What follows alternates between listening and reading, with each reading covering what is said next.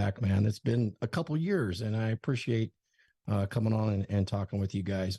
My name is Thor. It really is my name. I was born with that name. I don't have a pseudonym, so let's get started there. I'm 61, soon to be 62, year old man that's been in the power line trades for 39 years, working with high voltage power lines, flying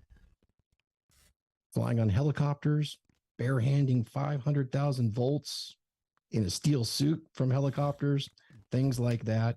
I'm the guy that comes out with a crew and puts poles back up after a hurricane, particularly there in Florida. When all the power lines fall down, guys like me come back and put the power back up. We're always in demand.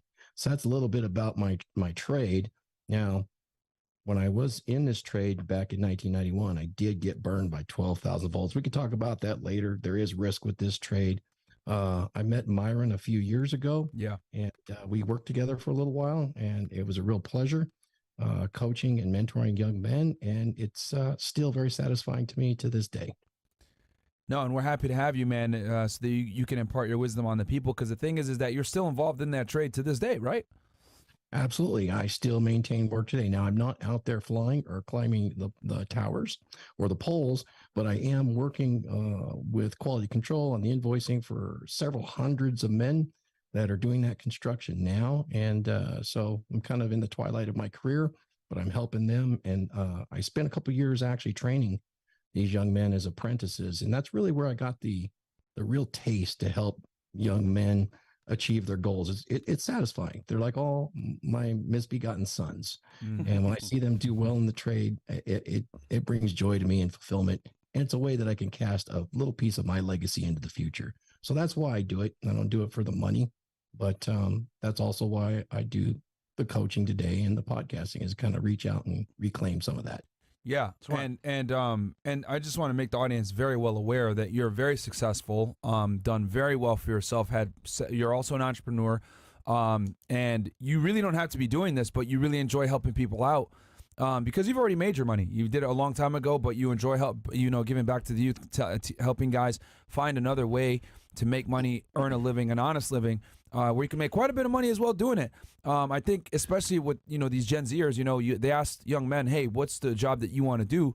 And everyone answered influencer. And that's actually a problem because the reality is not everyone has the charisma, not everyone has the ability, maybe not everyone has the resources, etc., to blow up on the internet. And the whole purpose of being a big celebrity or on the internet or whatever it may be is because not many people can do it. So most people won't. So people need a more viable way to earn an income and get a skill set that will actually be able to allow them to get into something. And then, hey, like I said before, you can get into this trade, make some money, and then start a side business or whatever. And you've been able to do that yourself. I can tell you a little bit about that. Yeah, please. When you get into a skilled trade like this or a craftsman trade, if you're frugal with your money, you can really leverage that. I know we all talk about side hustles today, but I'll just describe, how I got started on that and how that made me into a very secure position where I'm at now. In 1991, I made a mistake. I got burned by 12,000 volts. I don't know if you can see the scars I carry to this day. Yeah. And I thought I had lost my trade. I'd already been a journeyman for several years. Fortunately, through modern reconstructive surgery, I was able to come back fully with very small, inconveniences today. But I trained myself on how to do websites, and I taught myself how to draw pictures. And I leveraged that into an online retail business for power linemen and ran that business for a long time. But I also saved money from being a power lineman, working overtime. When we work overtime, we get paid double time. Took that money, and I also bought, let's just say half a dozen houses and paid them off and went into a real estate as well over the course of the next 15 years.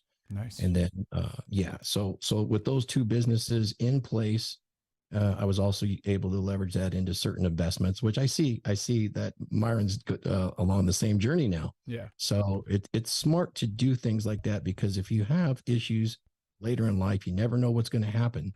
To take something away, at least I always have this skilled trade to fall back on in some capacities, whether it's consulting, training, or actually doing the labor. Okay. Smart. So let's start first with your current trade and your expertise, which is a power lineman. For the audience that might not know, can you describe what a power lineman is Sure. job duties, and how you get into that field and what they could expect to earn per year? Sure. So power lineman is a offshoot of the electrical trades. It's the oldest of the electrical trades. It was formed in the late 1800s when electricity was built, and they started with the electric light bulb, and they wanted to put power everywhere to get electric lights. It was very dangerous at the time. It's the reason that the electrical unions were formed before there was any electrical unions, because 1 and 2 linemen would be killed on the job by the time he was 30 years old. Wow. And that statistic had sustained all the way into just before World War II. Okay. So it was a tough go at it back then. The unions formed, we got safer, we understood electricity more, and we were able to build these lines and get power everywhere. You have to know some carpentry, you have to know mathematics, you have to understand how electricity at least works when it's being transmitted and distributed. You also have to have some social skills, because you're going to work on crews where guys' lives are in your hands. So you also have to have some EMT skills, because it's still rather high injury rate. There's only 121,000 power linemen in the US and Canada right now. Oh, wow. And because the injury rate, we do have defibrillators, we have the EMT training, and our injury rate is higher than police and fire combined, and they outnumber us by nearly 6 to 1. Yes. Wow. The only trades that are a little bit more dangerous is logging, deep sea mixed gas divers and welders, and those crab fishermen. Those are more dangerous than even military jobs. So it's interesting to note that it's that dangerous, but power linemen are rather ubiquitous, because we just get the power delivered, and you don't really think about us until you need the power. And they don't pay us anything to come put it up. And that's fact. Yeah. What's the average salary for, I say, beginning linesman, you would say? Okay, so let's talk about that, because it's different. I had ZipRecruiter up, so it's different in each state. But let's just take a look at the coasts. Out here on the West Coast, the starting annual salary for a journeyman power lineman is $122,000 annually. Okay. So you're going to start with about 60% of that if you enter one of the four-year apprenticeship programs. But what you don't get in there is that we're short power linemen right now. And so most linemen work 10 to 12 hours a day, and they work weekends too.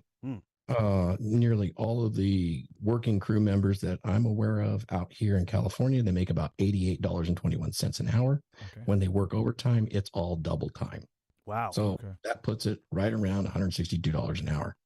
And so 200 to 300K is relatively easy to do here in California.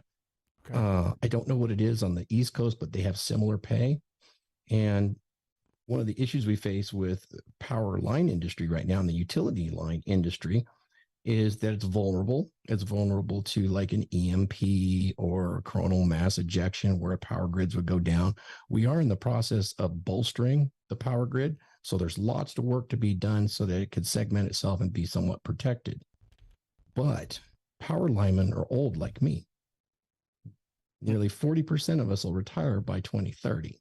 There's only 22,000 I'm looking at right here. They're journeyman power linemen. And it's pretty much all men. It's because we have to get up early and we have to stay late. Sometimes we work 24 hours a day for a week at a shot. They may fly us to Florida. They may fly us to Puerto Rico when the storm hit Puerto Rico. I know plenty of guys that were there for 3 months. And the whole time they were there, every hour of the day, they were paid double time, and their meals and their hotel. Those guys walked away with a load of cash. So the opportunities are there.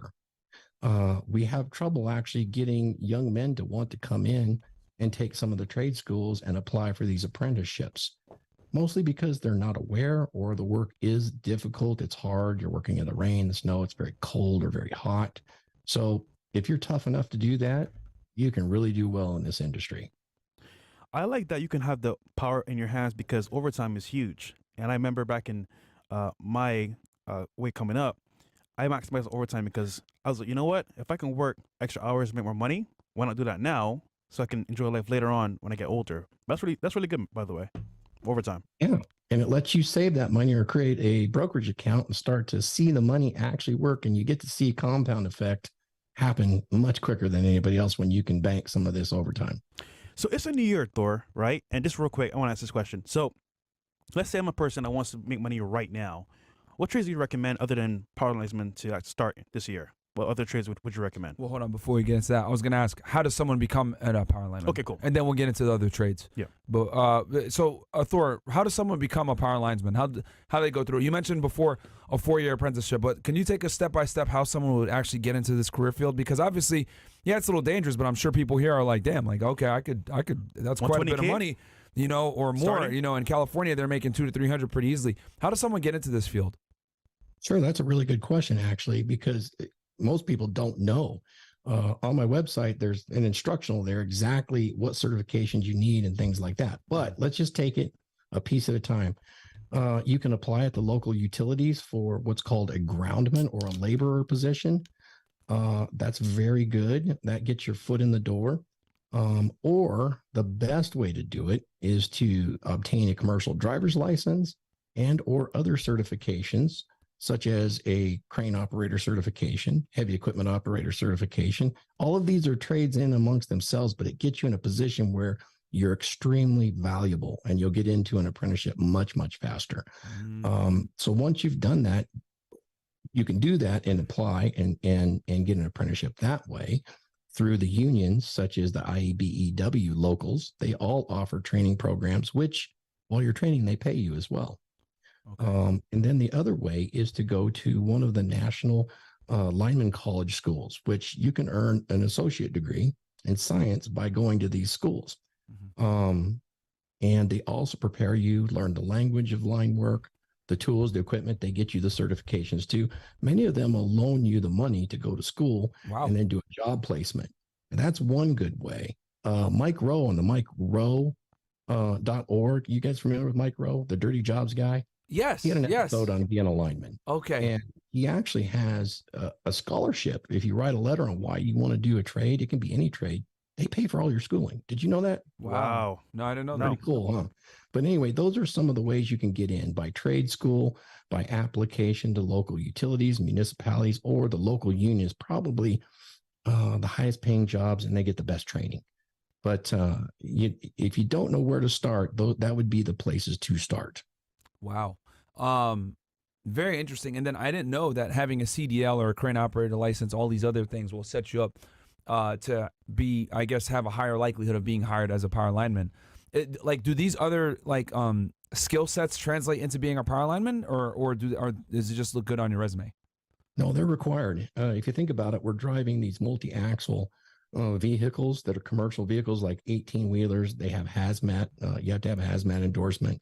Some of these boom trucks that lift 200 and 300 feet in the air, or even 50 feet in the air, are considered digger derrick cranes. So you got to be certified in that as well. Oh. So just to actually be a journeyman lineman, you'll need those certs anyway. Okay. The advantage of it is it makes you more marketable because you have these certifications when it comes to becoming an apprentice. That means the companies that are out there don't have to pay for your training because you've already done it. That's the fast track. Okay. That's smart. Wow. So get the CDL, crane operator license, and then go ahead and apply to increase your likelihood of getting hired as an apprentice. Yeah, a certified welder fits right into that too. Now, you don't need that to be a power lineman, but it does help. I mean, we weld on the towers and fabricate and all that stuff as well. Wow. Okay.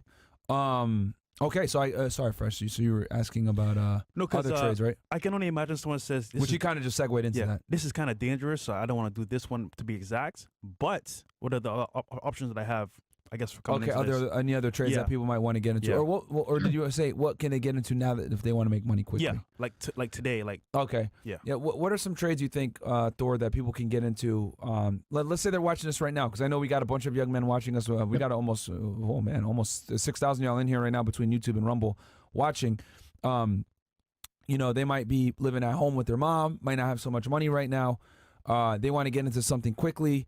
And just start making some money, pay some bills, etc. Maybe they can get into something quickly and then build their way up, right? And get other certifications as they're climbing. What do you think's something that a guy can get into fairly quickly and in the blue collar world? Okay, that's a really good question as well. And one of the quickest things you can do is be willing to move anywhere the work is. If you can do that, let's just start with the list. Okay. A CDL, commercial driver's license, is the quick. You can get it done in less than a month. Okay. You can get your CDL and you can start driving now for decent money. Okay. That is the first step. The next step, it'd take you a few more months. You get a crane cert, and those guys get paid really well.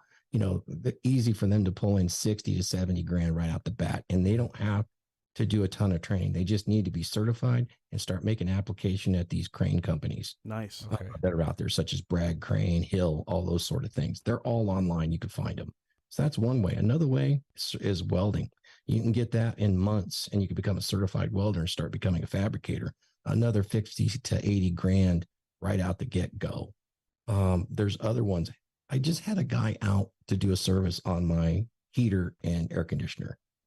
He was independent, worked for himself, and it's $185 an hour. Wow. So Sheesh. HVAC is a good one, and there's trade schools for that that'll get you in and out of there in 4 to 6 months. Wow. And now you could work for one of these HVAC companies right out the get-go. Mhm. Now, plumbing, I am not familiar with plumbing because power linemen and electrical trades are allergic to plumbing. Yeah, fair enough. That makes sense. Mostly because of the opposite. rules of plumbing, Yeah. which you guys know the 2 rules of plumbing, right? Yeah. Number 1 is shit rolls downhill. First Yeah. rule of plumbing. You know the rule number 2 of plumbing? What? Don't bite your fingernails. Now you know why we're allergic to plumbing. But Yeah. plumbers make even better money when they work for themselves. There is a plumber that has this mansion 7 miles from me that has a private lake. Yeah, I believe it. And everyone thinks that plumbers are brokies. Like, Yeah. and like, bro, when we bring girls on this podcast and they shit on blue collar workers or plumbers or whatever, I'm like, you stupid bimbo, you don't know anything. Yeah, they said I want that guy that works waste management or plumbing. I want Yeah. to date that guy. Yeah, and But I'm they like, making money. yeah, they make quite a bit of money. Well, Thor, just to be a devil's advocate here, you might not like plumbers, but guess what? The power's in your hands, not their hands. I love these guys too, because when your shit gets backed up, plumber's golden. Yeah. But so he listed, let's say you're a beginner, you want to yeah, make money right now. CDL seems to be CDL, crane operator. What else? You listed as well. Yep. Apply HVAC. for HVAC, apply. and a welder. plumber too. Yeah. And all of these, it sounds to me, all of these certs you can get in less than 6 months. It's pretty Yes, good. sir. All of them. Okay. And you said a CDL you can get. So let's start with the CDL A first. month, bro. Can you tell us what a CDL is, how you can get one, what the process is? I'm sure every state has different requirements. Yeah. I do. And what jobs are